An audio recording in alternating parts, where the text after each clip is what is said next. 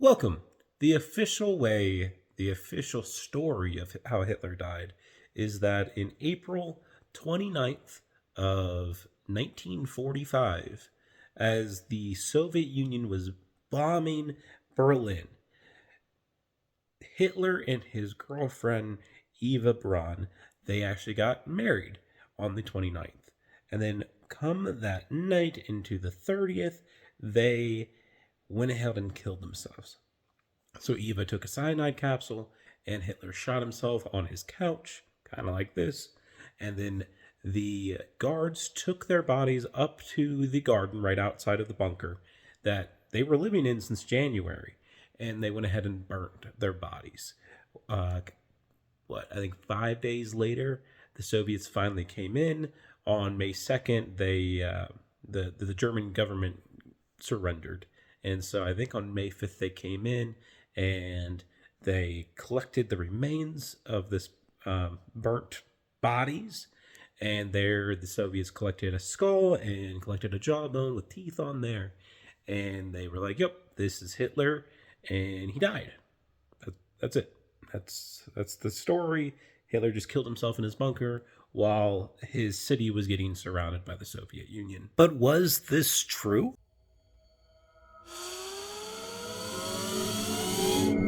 Hello, my name is Mike, and we're going to discuss what if Hitler actually escaped the bombing of Berlin and didn't actually die, didn't actually kill himself. He moved to South America and continued to live until he died of old age. Pretty fucking interesting. So we need to go back to the very beginning. Well, not the beginning of World War II, but the beginning of this plan, right? So it's 1943, October, and the Soviets are pushing back the Germans, just murdering millions of them, maybe not millions, but they're just getting toasted in the Soviet Union, as well as the Italian army is getting pushed back. And in September of that year, so 1 month prior, the American allies actually pushed in to Italy. So Hitler is thinking to himself, oh my goodness, what if we fail? What happens? We need a backup plan. So that's what he did. He went to SS Lieutenant Arthur F. Mackinson and was like, hey, I need you to go to Argentina. I need you to buy a heck ton of land, and you need to set up a complex. So if we fail here, we have a safe haven in a Nazi kind of supporting country, Argentina, which didn't enter the war until the month prior to the end of the war. Ridiculous, right? And set up a complex for us. So that's what Arthur did. He went off to Argentina. So we skip a year and a half, and now we're in 1945, around April. And if you check out this map, you can see the land that Germany's lost. This is all we're at. They almost had all of Europe, and now they're just this tiny little stretch of land. April 18th, Hitler makes his last public appearance with Hitler or Nazi Youth. And then a couple days later, on the 20th, the bombings start on Hitler's birthday, his 56th birthday. So the Soviet Union is just bombing the city. On the 21st, their men start approaching the edges of the city. And so for the next week, they're just getting bombs. Soviet Union is moving through the city a little bit more, and they're just capturing it, basically. On April 29th, Hitler receives news that his buddy, the dictator in Italy, just got executed. And he's like, well, fuck, this is it. This is the end. He looks to his girlfriend. He says, hey, we need to go forward with our plan. And so they get married that day. They have a little tiny ceremony in this bunker. And then they go to sleep early. Then they secretly call for their body doubles, right? They bring the body doubles in. They give cyanide to her body double, and he shoots, after messing up his body double, he shoots his body double in the head. They then escape with themselves and his right-hand man, Brahman. So they have to work their way through the tunnel system of the bunker, and they get all the way to this secret garage with tanks. They have a little bit of an SS troop that they basically have bodyguards, that they all hop in these tanks and they drive to the nearest airfield. I'm not going to pronounce it right, so I'm going to just put it down here. And they hop in a plane and they head to Tander, Denmark, which is still in their control, right? The Germans control. They still own most of Denmark, or control all of Denmark. So they hop over there, then they head to the coast, where this is literally the last time Hitler steps foot on the soil of the continent that he once controlled. He hops into this U-boat, this submarine, and they start off on Operation Seawolf. Fun fact, Hitler loves wolves, like a lot. Like, he names a lot of things wolf. If it goes to him, his bunkers are like wolves, red wolves, funny wolf, all these fucking wolves. I know it's a side story, but like, what the fuck is that about? All right, so we're switching over to Little Me for the rest of this video. See how that goes. So Operation Seawolf, it actually brought 5,000 Nazis into Argentina within 4 months. Most came into Buenos Aires, but Hitler, his U-boat actually first took him to Colombia, where he went to visit a farm outside of Barranquilla, I'm going to butcher that name, where he lived for about a year till he actually faked his own death again with a car accident and escaped for the complex down in Argentina. Now, so he actually stayed in the hotel in Buenos Aires for about 3 months, from July 25th until early November, when he then finally moved into his Bavarian mansion in Analco, Argentina. Here's a picture of the mansion. There, he and Bormann actually planned the Fourth Reich. If you're unfamiliar with the Third Reich, it's the empire that he was trying to build in Europe. So the Fourth Reich is the fourth attempt of the Great Roman Empire. So skipping about a decade, in 1954, Eva Braun, right, or Eva Hitler, took her and Hitler's daughter Ursula, and she went to Neuquén, Argentina. Now, to deal with the pain of losing his wife and losing his daughter, he actually took a trip and returned back to the farm up in Colombia.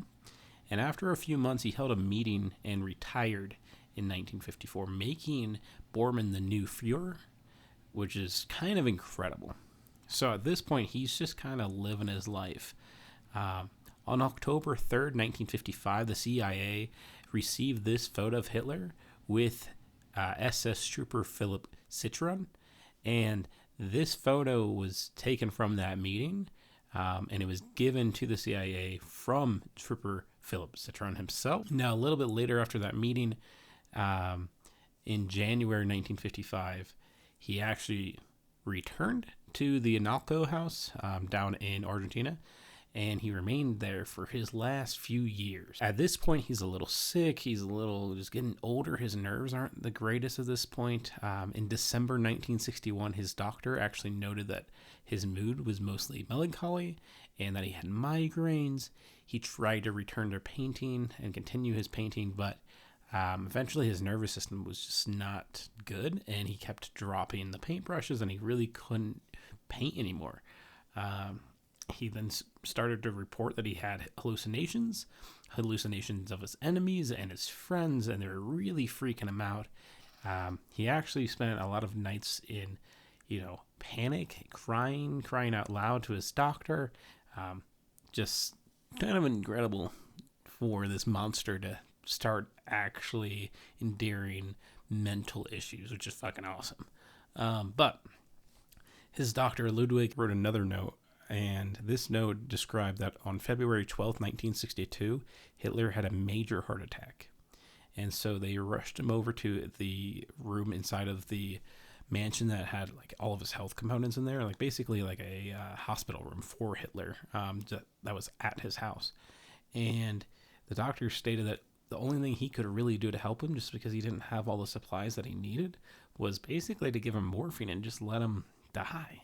So at 3 p.m. February 13th, 1962, Hitler died in his own home in Analco, Argentina. That's fucking incredible, guys. Like, are we understanding? There's so much out there. There's all these documents, all of these different testimonies from different people, and I barely got into it. I just barely touched the story just because there's a lot of nitty-gritty details that I really just don't care about because it's Hitler. We're sitting here and we have a false narrative, and just, it's ridiculous what we listen to and learn from our history books. But first of all, was any of that story I just told you true? So there's a lot of misconceptions throughout the years. people have been saying Hitler went to Argentina as soon as 1945, right? Um, Even like in July 1945, Stalin was asked, "Hey, is Hitler dead?" And Stalin replied, "No, he's either in Spain or Argentina." And you could say, "Hey, Stalin's just trying to push out false narratives, cover up the truth, whatnot," but that's pretty incredible. From the official story, right? They found a skull, but both the skull and the jaw were in Soviets' hands for a while. And then in 2009, the skull was actually shown to be female, but the skull itself had a bullet hole in it. So if it's a bullet hole, then it would have been Hitler's. But if it's female, that's just a really weird discrepancy right there. Stay woke, motherfuckers. Like, Hitler was female. The one piece of evidence that many claim to be the reason why Hitler actually died back in 1945 was that the jawbone had teeth on there, and those teeth match an x-ray of Hitler's teeth back in 1944. Like, that's pretty significant.